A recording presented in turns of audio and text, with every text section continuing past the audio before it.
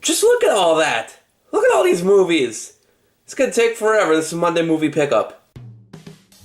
I found this movie for surprisingly cheap, $4 actually, and it's considered one of the best movies of all time. Probably an important film even to this day. And I watched it probably in like 9th or 10th grade, and watched it after reading the book. Alright, so then we got some Alfred Hitchcock films from Criterion, Ford and Correspondent.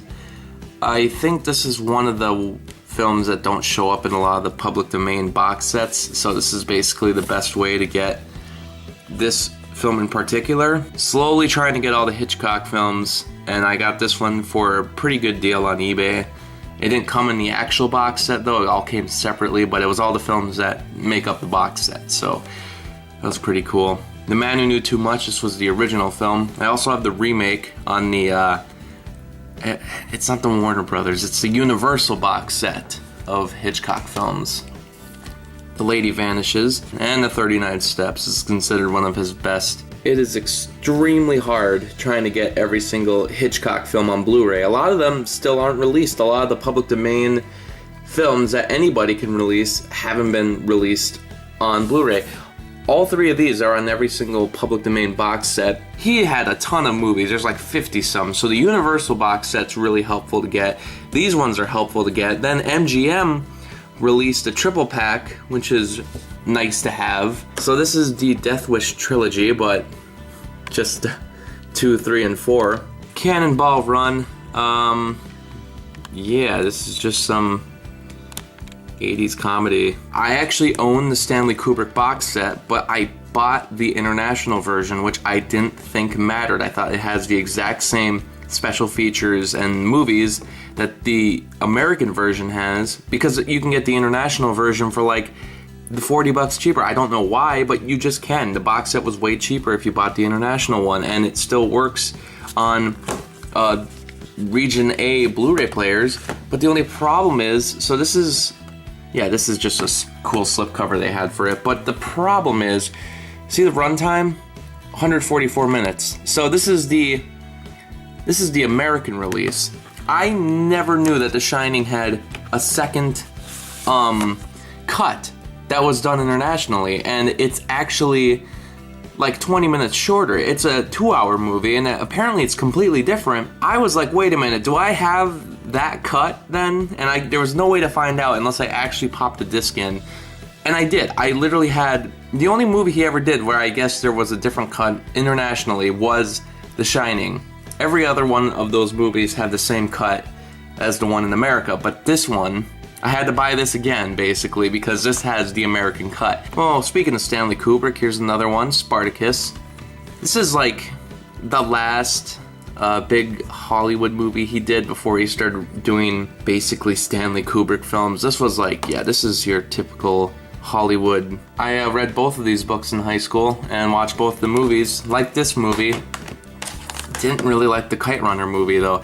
I remember reading the book and the movie seemed way different, and this was the first time I ever had really watched a movie after reading the book. The Last Airbender, this is my attempt to get all the M. Night Shyamalan films. I saw this for cheap, and well, it's pretty much famous for being one of the worst movies of that year. This is the Texas Chainsaw Massacre, and this comes with tons of special features, great box set and everything. This was released a couple years ago. They keep trying to bring this franchise back, but, you know, they never, I don't know. It seems like every single iteration is completely different from the other one. It's a great box set of just Universal Sci-Fi films. I actually watched The Deadly Mantis, and yeah, it's pretty bad. Both volumes together are pretty expensive, but if you buy them separately, not as expensive. I'll buy volume 1 eventually, but maybe I'll try to get through these movies first. Been just trying to get into some bigger budget B movies, which these were the bigger budget B movies done by Universal, so that'll be fun to give these a watch. That's right, we still even got VHSs. This is The Pursuit of D.B. Cooper. This doesn't really have a DVD release in America or a Blu-ray release, so this is kind of the only way to still get this movie. I have the Walt Disney cartoon classics. I know I got 1 through 5. I don't know what 6 is, but I saw 7, so I was like, whatever, I'll just keep buying these. Because I don't have any of the DVD releases of their cartoons. And there's not really a big way to buy them. They did those, like, metal tin box sets a couple years ago. You had to buy them online only. I don't think they're really in stores. And since then, they've gone out of print. This is a remake. Well, not even a remake. This is a re-edit of a TV show done in the UK called Blizzard Island. And they made it the Argon Quest for America. Terry Angus, he has a website where he talks about this movie, and he is still working to this day, so check that guy out if you want. I'll probably give this a review. I'm thinking about it. We'll see what happens when I watch it. I bought way too much junk. See you next week. Thanks for watching the video. A special thanks to Ryan for supporting me on Patreon. If you'd like to join him and get early access to certain videos and have your name stamped on the end of videos and even request reviews monthly, then please click on the Patreon link, and thanks for the support.